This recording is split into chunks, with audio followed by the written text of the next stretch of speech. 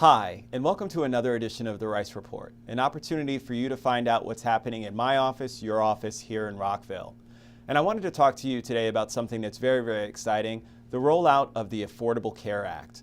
Montgomery County was actually selected as the group that would be rolling this out and making sure that we would coordinate efforts for those constituents in both Montgomery County and Prince George's to be able to sign up for health care insurance.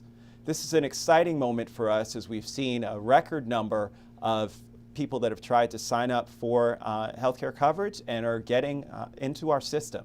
Now, of course, with any new rollout, we are experiencing some challenges, but our Health and Human Services Department has the manpower and the dedication to make sure that we continue to get as many people enrolled in the system as want to be enrolled. This is a great opportunity for us, and again, we're really fortunate that the state gave us the opportunity to take the lead. Along the healthcare fronts, I want to talk to you about our Holy Cross Hospital. Holy Cross Hospital is slated to open up in Germantown in the fall of 2014, and it's very exciting to see what's going on and the great expansion of healthcare that we're seeing throughout this county. This is our first hospital in 30-some years, and so it's a great, again, plus for the Germantown community, but for us as a whole in the county. And so we remain committed to work with Holy Cross as a partner. We're excited about the job growth that it's going to bring and also the healthcare access that's going to be provided for our growing sector of Montgomery County, which is the Up County. Now, of course, we can't get away from planning. It's all planning all the time here in the Montgomery County Council. And so we have a large number of master plans that we've taken on, more than we ever have before as a county council. And so some of the ones that we've recently completed or are working on include Chevy Chase Lakes, which was done. We're looking at the White Oak master plan right now, as well as Glenmont sector plan. We have Buffs Rapid Transit and our transit study that's going on for the entire county, as well as our zoning rewrite. So there's a lot of different things that are going on, and I encourage you to be involved, to follow along the process. And in fact, regarding the zoning rewrite, we will be having some additional public hearings, and so we want you to come out. We want to hear from you. We really want to make sure that since this is something that we're only going to do once every 30-some years, that we make sure that we get it right. Now, speaking of getting out into the public and having a chance to talk to folks, I've been participating in a number of different press conferences, and one that I was honored to be able to participate in, I gave a speech on the steps of the Supreme Court to talk about the McCutcheon versus FEC case. And this is dealing with campaign finance, and although it's on a federal level, it has major implications for us all the way down the line. We want to make sure that we keep big business and money out of politics. We want to try and make sure that we bring it to the people. And so I gave a speech that detailed how we wanted to try and make sure that our democracy is protected, and was very honored to be invited by People for the American Way to deliver that speech. We, the people, are the ones who make the decisions as to what happens in our democracy. So we have to stand up together, and I promise to stand with you to make sure that we have this fight to bring democracy back to the people of the United States of America. Thank you.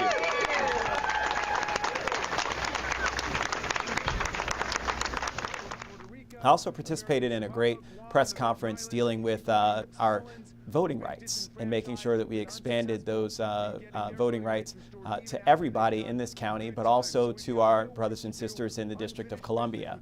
And that's why we are standing here. That's why I'm so happy that Councilmember Navarro, my colleagues, have come together to say we are standing with the District of Columbia. We are standing with the District of Columbia residents to make sure that everyone understands, and we will make sure this message is heard loud and clear about the injustice that they are receiving, and that something needs to be done sooner rather than later. We will not rest until we make sure that those voting rights are restored to their congressional members. Thank you.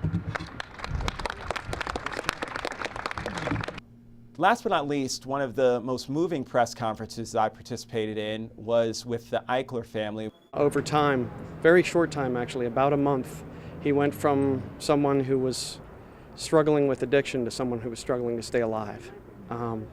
He couldn't feel his feet, fingers anymore, couldn't eat, couldn't sleep, and basically just gave up. This is extremely dangerous. So this is an impassioned plea to all of our retailers and to our community, stay away from these drugs. They can kill you. They can create an adverse effect that can make life-altering changes so that you will not be the same person again.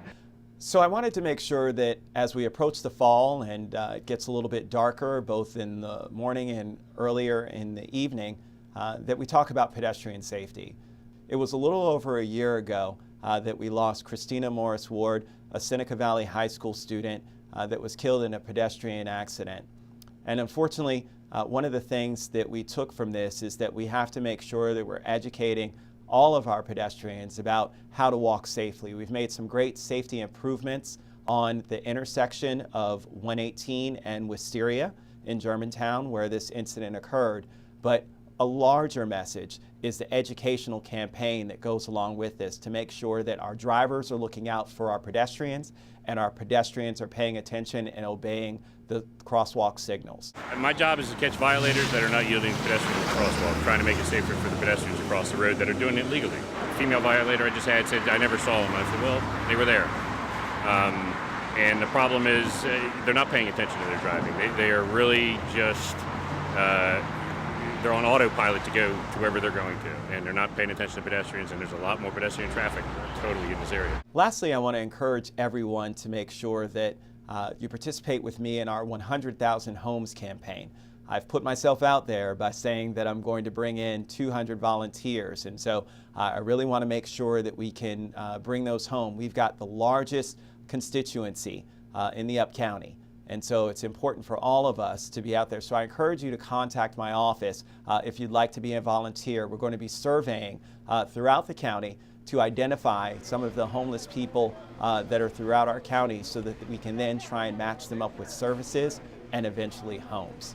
This is a really important project for me as well as other members of the council and also of the county. We're all working together to make sure that we make some great strides with this upcoming campaign, and we could use your help. So all in all, you see there's a lot that's happening here on the council.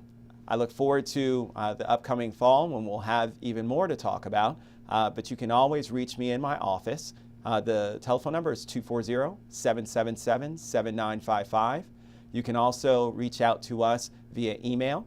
It's councilmember.rice@montgomerycountymd.gov. And you can also follow us on Facebook and Twitter. My Twitter handle is Rice Politics, and my Facebook handle is Councilmember Craig Rice. Either way, I look forward to continuing to talk with you. We've got some great community meetings that'll be coming up. We've got Germantown on October 16th and Montgomery Village on October 23rd. I hope to see you there. Take care and God bless.